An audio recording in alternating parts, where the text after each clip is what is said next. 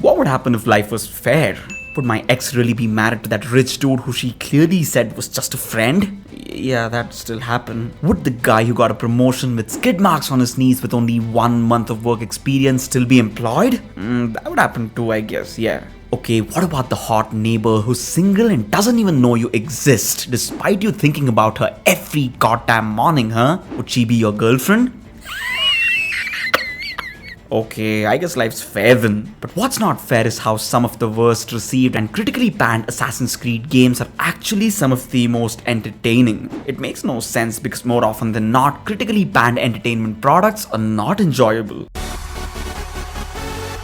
I just can't seem to get anything right today, my god. Maybe entertaining and critically acclaimed are two different things at times. Something could be extremely enjoyable and shit upon at the same time. When the creators aim to make a game lighthearted, they often forget to put in a goddamn story. What the f?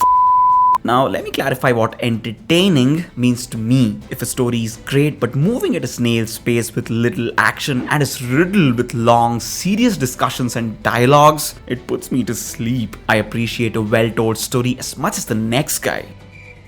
But if there's no humor or lightheartedness and a solid pace, I feel the fun factor goes missing, which I could argue is one of the more important aspects of a good game. Now, just because you see a game low on this list, don't assume that I'm saying it's bad, because I'm not. I'm strictly talking about the entertainment part. I really had to clarify these things because I don't want people asking me things like, "So, a good story isn't enough, huh?"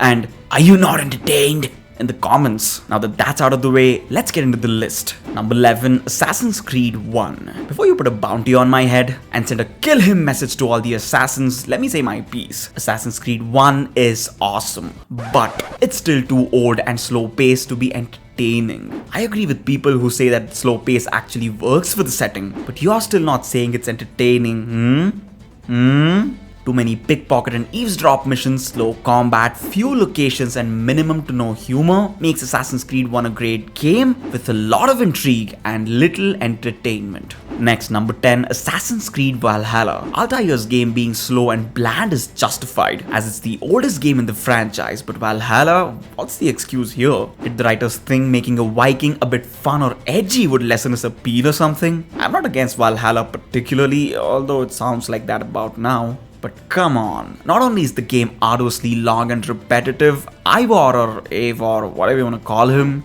or her, gosh, there's just so many options, isn't there? But the Viking is just so bland and needlessly brooding. Even Batman is a brooding dude, but that doesn't mean he lacks wit, which Ivor or Eivor absolutely does. This character is the equivalent of a brick wall, flat, immovable and emotionless. The holy trinity of boredom. And Valhalla is pretty much the same. Sure, the combat is good, the visuals are stunning, but the game is like a hot brainless blonde. It seems stunning at first look, but is boring when you get to know them. Next, number 9, Rogue. I gotta say, the first few hours of Rogue was fun. With the constant camaraderie between Shay and his assassin peers, especially Liam, was pretty gripping. Even later on, the plot was surely interesting, but the moment he was shot down by his own assassin brethren, the fun element died with his loyalty to the creed. Of course it did. I mean, what the hell did you want him to do after being betrayed by his own friends? I'm not saying I wanted him to jump around like a hippie, just that the game wasn't terribly entertaining. I realize that everyone's definition of entertainment is different. Some like thriller movies, some people like music, some like blowjob. Never mind that. You get the point, right? But my definition of entertainment does not go hand in hand with the majority of Rogue's storyline. So sorry fellow Shea Patrick Cormac fans, but the game will be number 9. Next, number 8, Assassin's Creed 3. It's probably the third most serious game in the series. Was it an absolute treat to play?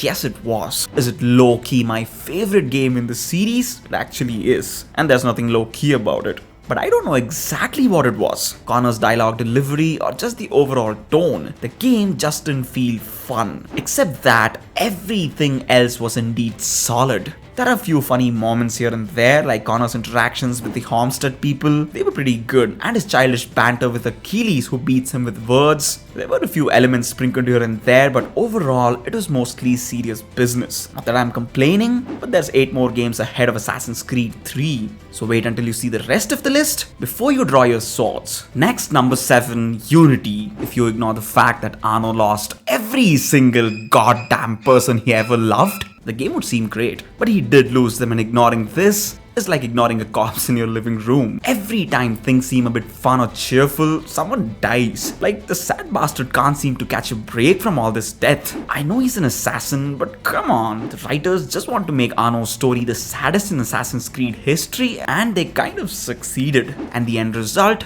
people who play it fall into depression. But it still managed to get ahead of some titles because of Arno's wit and vibrant nature. See, I don't hate him. Next, number 6, Revelations. If Yusuf, Tazim and Sophia weren't around, or were sad, depressing characters like Ezio's pimp sister Claudia, and if they turned Serao the Tori into a sad old this game would have fallen all the way down to the last spot. Thankfully, Revelations turned out to be way better because of the very few but solid side characters. Despite the fact that Ezio is mind-blowingly written, he can't carry a game alone. But as far as the entertainment element goes, Revelations is the weakest in the trilogy. There are too many repetitive missions, the main story is shockingly short, and even though it concluded the 30+ year story arc perfectly, the journey itself was average at best. Well, don't blame me, I didn't write the script. Next, number 5, Origins. Bayek's story is one riddled with tears and waves of sorrow, and I know some sick call that entertaining, but I certainly don't. I love this even and Origins as much as the next Assassin's Creed fan, but fun was never really a part of Bayek's life. I mean, the man lost his son, was forced to be away from his wife, watched his best friend die, was lied to, deceived and burdened for most of his life. Hard to write in any fun in this scenario, huh? But they have in fact pulled it off, and there are some terrific light-hearted and fun moments that bring out the best sides of Bayek. Like that instance when he had some sexy time with Aya, huh?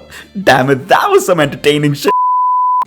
Sorry about that, folks. That was embarrassing. But his interactions with children, his camaraderie with Hepzibah, and his overall jovial nature was surprisingly organic, even in such a gloomy plot. Good writing. So rare, isn't it? Next, number 4, Black Flag. What was the moral of the story of Edward? You're alright until you're selfish. I kid you not, because as long as Edward was focused on making some green or gold and building a fortune, he was just fine. But once he started mixing up with these hooded morons, life just became miserable for him. He lost all his friends, was clearly friend-zoned by both Mary Reed and Anne Bonner. I'm sorry, Bonnie. And like, that's not sad enough. After he married again and just started enjoying his fortunes, he was gunned down by a handful of mercenaries. I honestly think assassins are cursed. Like, they just can't seem to enjoy life. What the hell? But at least his early pirate days were full of adventure and debauchery, and it was damn fun. Next, number 3, Syndicate. I've always complained of all that Syndicate lacks, but trust me, fun has never been one of the aspects that was missing. You can love or hate Jacob and his merry, relaxed attitude,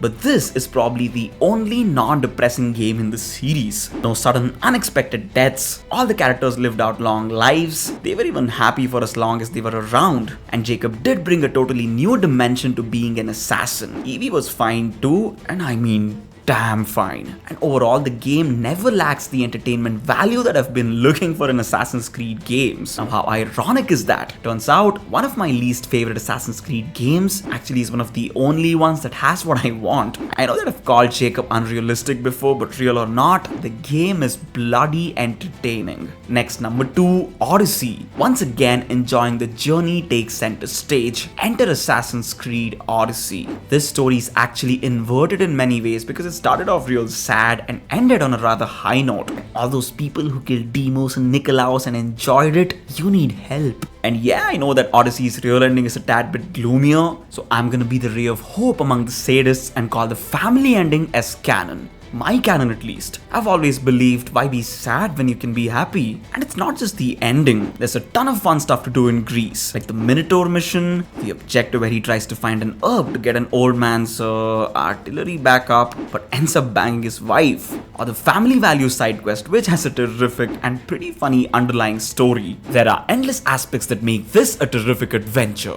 but the fact still remains that it's not a great Assassin's Creed game, at least not for me. And now, number 1, Assassin's Creed 2 and Brotherhood. There's little to complain about in these two entries, and since they are practically the same game and both equally good, I was like, why not have them both in the first place? These two might actually have the perfect balance of seriousness and humor. And of course, Ezio Auditore is one funny man, and it's not outright in-your-face style jokes like what we saw from Jacob, but sarcastic and well thought out humor that hits a home run almost every time. There are countless examples. All the banter with his brother, his debaucherous nature during his early days, him trying to out-talk Machiavelli and La Volpe, his hilarious conversations with the clueless Bartolomeo who's just a strong arm with pretty much no intellect, and even his exchanges with some side characters really stand out because of the wisdom and wit of this outstanding Italian. Ezio to me is the one that injected entertainment into the Assassin's Creed franchise. He isn't the best for no reason. So that was the list, guys. Tell me what you think in the comment section below. Do you agree? Do you disagree? And if anybody asks me if I haven't enjoyed some of the titles on the lower ranks, I'm gonna lose it. So please watch the whole video so that there's no confusion. Also, don't forget to tell me which Assassin's Creed you found to be the most entertaining. So that's it for today, guys. Stay safe, stay strong, and stay tuned. It's your boy VZX signing out.